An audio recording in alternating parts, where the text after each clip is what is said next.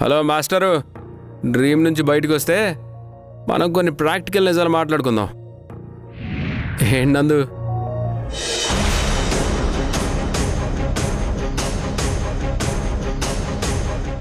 నీలాగే ఉన్నానేంటని కంగారు పడుతున్నావా? నేను నీ మనసులో కొన్ని అనుమానాలు, భయాలు, ఇంకా ఏవేవో అలజడులున్నాయి. అవన్నీ నీకు మరోసారి గుర్తు చేద్దామని నేను వచ్చా. ఏం మాట్లాడుతున్నావు? నాకు అనుమానాలేంటి? నాకు భయాలేంటి? చెప్పా కదా, నేను నీ మనసునని. నువ్వు నన్ను మోసం చేయలేవు. యశోదకు పుట్టిన బిడ్డని నువ్వు నీ బిడ్డగా యాక్సెప్ట్ చేస్తానని యశోదకి చెప్పావు. యశోద కూడా నిన్ను అందుకే ప్రేమించింది, నీ మంచి మనసు చూసి. కానీ యశోదకు పుట్టిన బిడ్డ సుబ్బరాజు కూతురని నీకు తెలియగానే నీలో రకరకాల ఆలోచనలు మొదలవుతున్నాయి. పాపం చూస్తే నీకు సుబ్బరాజే గుర్తొస్తున్నాడు. ఎవరైనా సుబ్బరాజు గురించి మాట్లాడినా పాప నీకు గుర్తొస్తుంది. అసలు నీ ప్రాబ్లం ఏంటి నందు? యశోదకి సుబ్బరాజుకి పుట్టిన కూతుర్ని నువ్వు యాక్సెప్ట్ చేయలేకపోతున్నావు కదా? అదేం లేదు, నాకు అలాంటి ఆలోచనే లేదు. యశోద బిడ్డ నా బిడ్డే. నేను యశోదని ప్రేమించాను. యశోద ఏ తప్పు చేయకపోయినా యశోదకు ఆ దేవుడు శిక్ష వేసినట్టుగా పెళ్లికి ముందే తల్లించేశాడు. కానీ నేను యశోదని ప్రేమించాను కాబట్టి యశోద బిడ్డ కూడా నా బిడ్డే అనుకుంటున్నాను. నువ్వు అనవసరంగా నన్ను కన్ఫ్యూజ్ చేయకు. నేను కన్ఫ్యూజ్ చేయట్లేదు నందు. అమ్మ నీ పెళ్ళైన దగ్గర నుంచి ఎందుకు ముభావంగా ఉంటుందో తెలుసా? సుబ్బరాజు కూతుర్ని తన మనవరాలుగా యాక్సెప్ట్ చేయలేకపోతుంది. అలాగే నీకు తెలియకుండా నువ్వు కూడా సుబ్బరాజు గురించి ఎక్కువగా ఆలోచిస్తున్నావు. నాకెందుకో నువ్వు ఆ బిడ్డని మనస్ఫూర్తిగా యాక్సెప్ట్ చేయలేకపోతున్నావు అనిపిస్తుంది. లేదు, నేను మనస్ఫూర్తిగానే యాక్సెప్ట్ చేస్తున్నాను. నేను నీ మనసున్నందు. నువ్వు నన్ను మోసం చేయాలని చూడకు.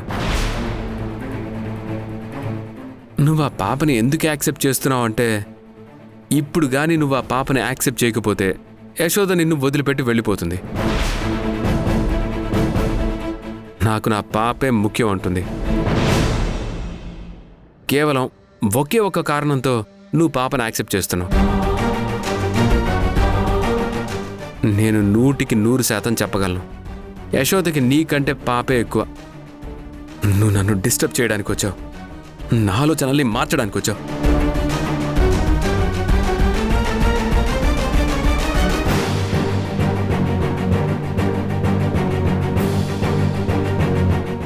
ముందు నువ్వు మర్యాదగా బయటికి వెళ్ళు.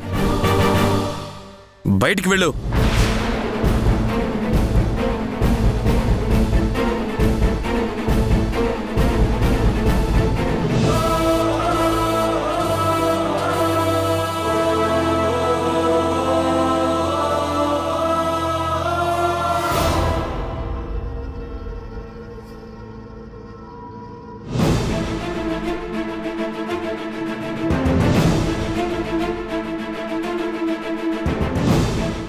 ఏంటి నందా? సారీ యశోద, నిన్ను కాదు. నాతో కాకపోతే మరి ఎవరితో మాట్లాడుతున్నావు నువ్వు? ఏం లేదు, నువ్వు రావటం ఆలస్యమైందని నాలో నేనే మాట్లాడుకుంటున్నాను. కూర్చో.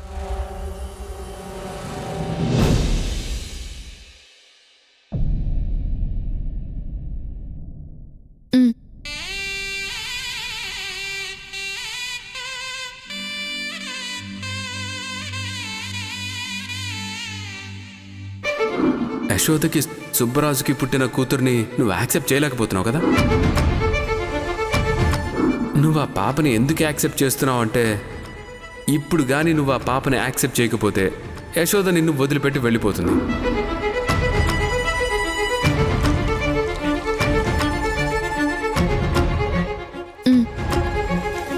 పాలు తాగు. నాకిప్పుడు తాగాలని లేదులే యశోద. ఏమైంది నందా? ఏదో డిస్టర్బ్డ్గా ఉన్నట్టున్నావు. ఏమైందో చెప్పు నందా. నేనిప్పుడు యశోదకి ఏం చెప్పాలి? నేను డల్గా ఉంటే యశోద కూడా ఖచ్చితంగా డల్ అవుతుంది. నేను నవ్వుతూ ఉండాలి.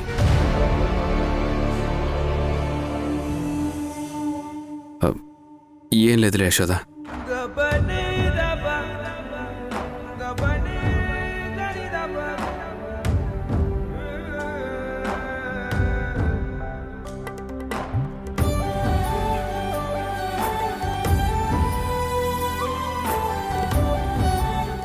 మళ్ళీ ఏం ఆలోచిస్తున్నావు?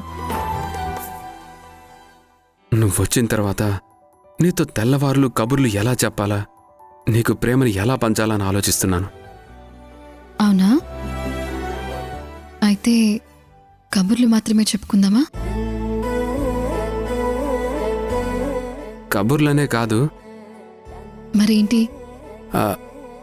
అంటే నీ కౌగిల్లో ఉండిపోవాలనుంది. ఉండిపోయి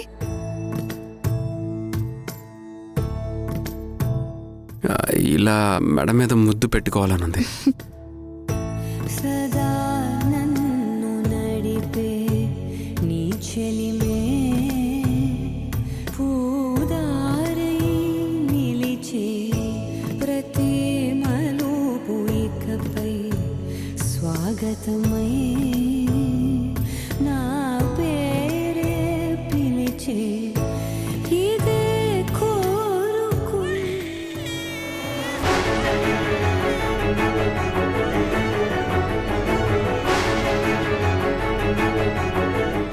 నందా, పాప ఏడుస్తున్నట్టుంది.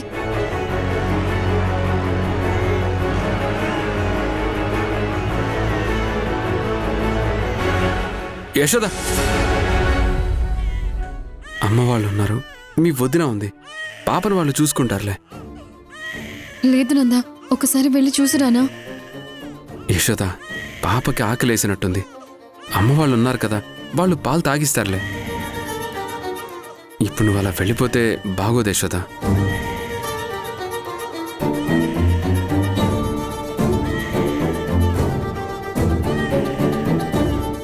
అమ్మ వాళ్ళకి తెలుసు కదా పిల్లల్ని ఎలా చూసుకోవాలో. నువ్వు ఇలా కంగారు పడితే ఎలా చెప్పు?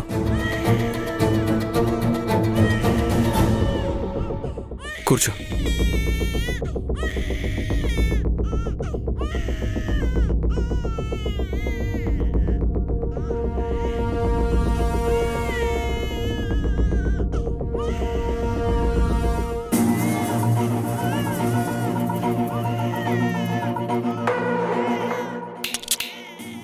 ఏమైందని? ఎందుకు ఏడుస్తున్నావు? ఏమైంది చెప్పు. దేవకి, పాప మీ అన్నయ్య కూతురే కదా, తీసుకెళ్ళి మీ ఇంట్లోనే పెంచుకోవచ్చు కదా.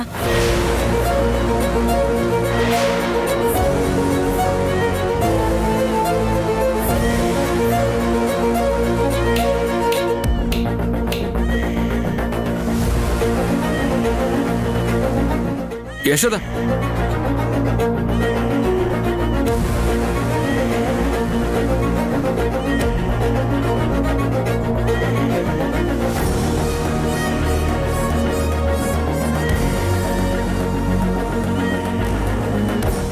ఆ మాట యశోదని చెప్పనివ్వండి, నేనిప్పుడే తీసుకెళ్లి పెంచుకుంటాను. కానీ యశోద ఒప్పుకోదు పిన్ని గారు. యశోదకి తన బిడ్డంటే ప్రాణం. ఏ కన్న తల్లికని ప్రాణమే అనుకోండి. కాకపోతే యశోద తన పాప కోసం ఒక యుద్ధమే చేసింది కదా. ఏడోకు ఇచ్చిడు ఆచి తల్లి. లేదమ్మా, ఏడోకు తల్లి. అయ్యో వదినా, ఇచ్చుడు ఇచ్చుడు. పాపని ఇవ్వు.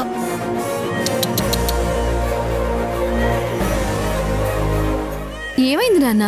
ఏమైంది తల్లి? ఆకలేస్తుందా? కాస్త పడుకుంటావా, ఆడుకుంటావా? పాలు తీసుకొస్తానుండు. అప్పుడు దాకా వదిన దగ్గరుండు, నేను వెళ్ళి పాలు దా తీసుకొస్తా. తల్లి, ఇచ్చుడు ఇచ్చుడు ఇచ్చుడు. ఓమా,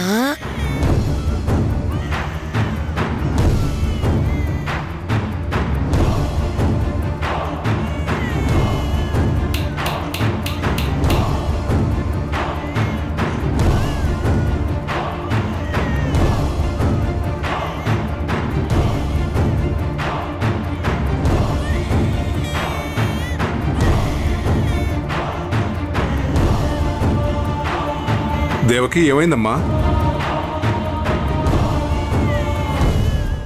అదేంటి సాయంత్రం మావయ్య గారికి పాలపొడి తీసుకురమ్మని చెప్పాను కదా. అయ్యో, ఒకవేళ ఇప్పుడు తీసుకురాకపోయి ఉంటే ఎలా? లేదు తల్లి, ఆడకూడదు నాన్న. మావయ్య మావయ్య, ఇందాక మీకు పాలపొడి తీసుకురమ్మని చెప్పాను కదా, తీసుకుని రాలేదా? అదేంటమ్మా, నువ్వు చెప్పగానే వెళ్ళి తీసుకొచ్చాను కదా. మరి కిచెన్లో లేదే? లేకపోవడం ఏంటమ్మా, మీ అత్తయ్యకి ఇచ్చాను కదా.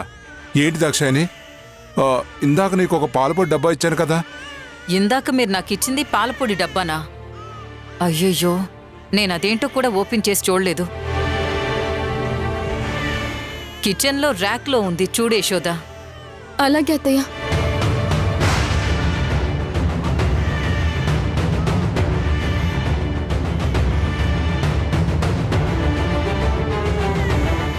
ఏంటి దాక్షాయని, పాలపొడి డబ్బా తెచ్చానని నీకు పేరు మరీ చెప్పాను. పాపకు ఆకలి అవుతున్నప్పుడు పాలు కలిపి ఇవ్వకుండా అలా చూస్తావేంటి? ఆ, పాప మామూలుగా ఏడుస్తుంది అనుకున్నాను, ఆకలేసి ఏడుస్తుంది అనుకోలేదు. పైగా ఇది ఏడవడం, నేను పాలివ్వకపోవడం ఒకందుకు మంచిదే అయిందిలే.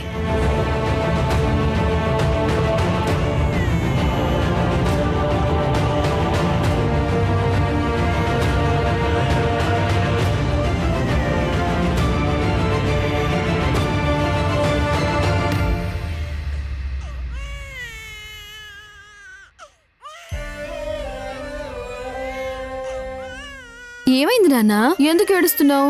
ఆ, పాప ఏడిస్తే శోభనం గది నుంచి వచ్చేసింది. హ, ఇక జీవితాంతం ఇదే సరిపోతుందేమో మనకి.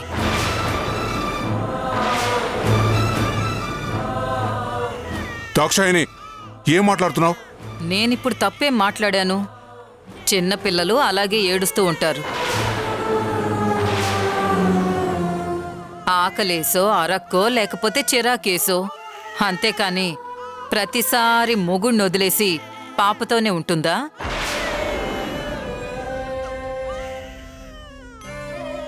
పాలు తాగదు గాని ఏడవకమ్మా.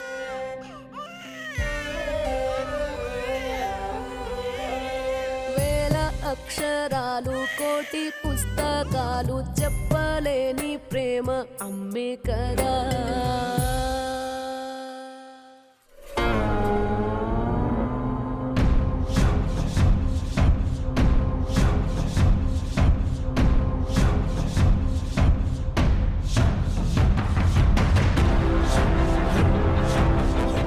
నీరజ ఎక్కడికెళ్ళిపోయింది? ఇంట్లో కనిపించట్లేదు, ఫోన్ కూడా ఇంట్లో పెట్టెళ్ళింది.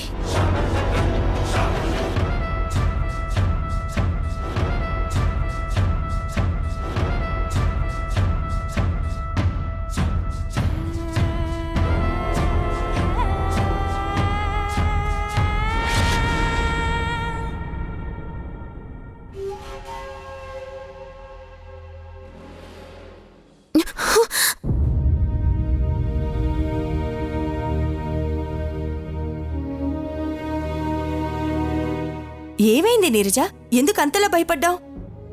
ఈ వేళప్పుడు పడుకోకుండా ఇంకా ఇక్కడ నిలబడి ఏం ఆలోచిస్తున్నావు? ఏమైంది నీరజ, ఆ కన్నీళ్ళేంటో చెప్పు. అమ్మా, నువ్వన్నట్టు నేను కోరుకున్నట్టు యశోద నాకు నా బిడ్డని తెచ్చిస్తుందా? నువ్వు పాపని తీసుకెళ్తూ నాకు చెప్పిన మాటలు విన్నప్పుడు నాకు చాలా ధైర్యం అనిపించిందమ్మా. కానీ సంజయ్ మాటలు విన్న తర్వాత నాలో ఆలోచన మొదలైంది. సంజయ్ చెప్పింది కూడా 100% నిజమనిపించింది. ఆ యశోద ఎన్ని రోజులు పాప తన దగ్గరికొస్తే చాలు అని బతుకుతూ వచ్చింది. యశోద కోరికను తీర్చిన దేవతలాగా నువ్వు వెళ్ళి తన చేతిలో పాపను పెట్టావు. ఇక ఆ యశోద కోరిక తీరిపోయింది కదమ్మా. పైగా తనకిప్పుడు నందుతో పెళ్లి కూడా అయిపోయింది. తను కోరుకున్నట్టు తన జీవితం తనకి దక్కింది, ఇంకా ఆనందంగా ఉంటుంది.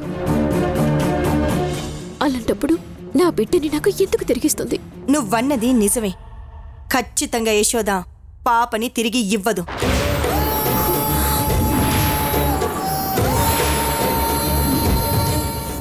ఏంటమ్మా? యశోద ఇస్తుందని కదా నువ్వు నా దగ్గర నుంచి పాపని తీసుకెళ్ళావు. ఇప్పుడు ఇవ్వదు అంటున్నావేంటి? యశోద ఇవ్వదు అని నీకు తెలిసినప్పుడు నా దగ్గర నుంచి నా బిడ్డని ఎందుకు దూరం చేశావు? చెప్పమ్మా, చెప్పు. Neeraja, control your self. నేను చెప్పానంటే అది ఖచ్చితంగా జరిగి తీరుతుంది. నువ్వనుకున్నది సంజయ్ చెప్పింది నిజమే, కానీ నేను ప్లాన్ చేశాను కాబట్టి యశోద ఖచ్చితంగా పాపని తెచ్చిస్తుంది. ఇంట్లో ఎలుకను పట్టుకోవాలంటే మనం ఎలుక చుట్టూ పరిగెత్తాల్సిన అవసరం లేదు నీరజ. ఒక్క బోను పెట్టి అందులో చేప పిల్ల పెడితే చాలు, ఆ ఎలకే వచ్చి బోనులో చిక్కుకుంటుంది. అలాగే నేను కూడా ఇప్పుడు ప్లాన్ చేశాను. నీకు గుర్తుందా, ప్రణవి ఎవరో నందాకి తెలీదు. ప్రణవి నందా ప్రేమించుకోలేదని దాక్షాయినికి తెలుసు. అయినా సరే దాక్షాయిని ప్రణవితో పెళ్లికి ఒప్పుకుంది. ప్రణవి ఎవరో తెలీదు, దాని కులమేంటో తెలీదు, మతమేంటో తెలీదు. అయినా సరే నేను చెప్పగానే ప్రణవితో పెళ్లికి ఒప్పుకుంది. కారణం, ప్రణవి కన్య పిల్లని మాత్రమే. యశోదని ఇప్పుడు ఎందుకు వద్దంటోందంటే, యశోదని పెళ్లి చేసుకోవడం, తన ఇంటికి కోడలుగా తీసుకురావడం దాక్షాయినికి ఇష్టం లేదు. దాక్షాయిని పరువు కోసమే బ్రతికే మనిషి. అందుకే నేను దాక్షాయిని వైపు నుండే నరుక్కుంటూ వస్తున్నాను. అలాగే యశోదని ప్రాణానికి ప్రాణంగా ప్రేమించిన నందా వైపు నుంచి నరుక్కుంటూ వస్తున్నాను. దాక్షాయిని ఖచ్చితంగా తన ఇంటి కోడలుగా యశోద ఉండాలంటే ఆ బిడ్డ ఆ ఇంట్లో ఉండకూడదు అని ఆ యశోదకి చెప్తుంది. యశోద దిక్కుతోచని పరిస్థితుల్లో నిలబడిపోతుంది. అప్పుడు మొగుడు కావాలా పాప కావాలా అంటే ఖచ్చితంగా మొగుడి వైపే నిలబడాల్సిన పరిస్థితి వస్తుంది. అలాంటి సమయంలో యశోద పాపని అనాథాశ్రమంలో వదిలిపెట్టలేదు కదా, ఖచ్చితంగా నీ దగ్గరికి తీసుకొచ్చి పాపని నిన్ను పెంచుకోమనిస్తుంది. ఎందుకంటే తన బిడ్డ అనాథగా పెరిగే కంటే నీ దగ్గరే యువరాణిగా పెరగటమే మంచిదని ఆ యశోద నిర్ణయానికి వస్తుంది. కాబట్టి నువ్వు ధైర్యంగా ఉండమ్మా. అమ్మా, నువ్వు చెప్పింది 100% జరుగుతుందని నాకు అనిపిస్తోంది. నీ మాటలు వింటుంటే నాకు ధైర్యం వస్తుంది, ఆనందం వస్తుంది. నా బిడ్డ నా దగ్గరికి వస్తుందని నమ్మకం పెరుగుతోంది.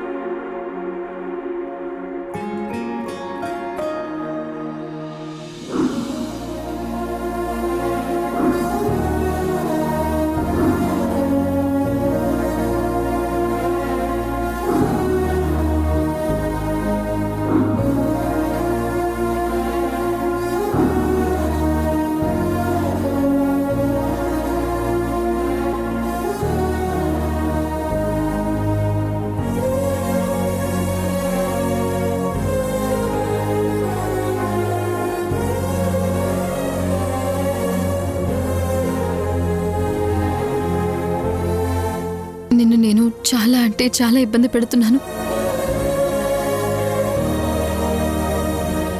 నువ్వెంత మంచివాడివి, నా కోసం ఇవన్నీ చేసావు.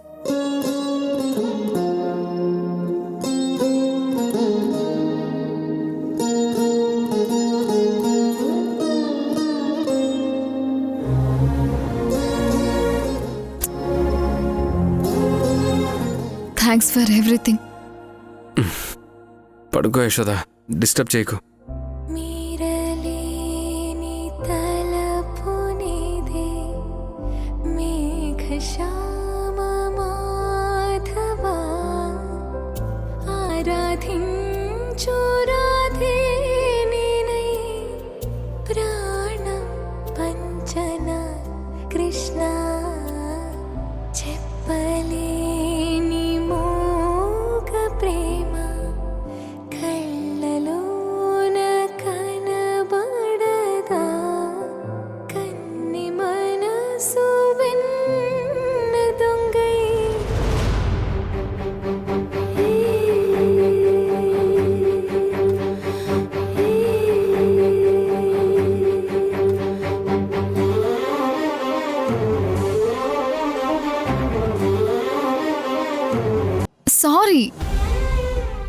పాప ఏడ్చింది, నువ్వు కూడా విన్నావు కదా. నా గురించి నీకు అనవసరం. నేను ఇక్కడే పడుకుంటాను, నువ్వు అక్కడే పడుకో. నువ్వు మారిపోయావు నందా. ఇదివరకు నీలో ఇవి లేవు. నువ్వు మనసులో ఏదో పెట్టుకున్నావు.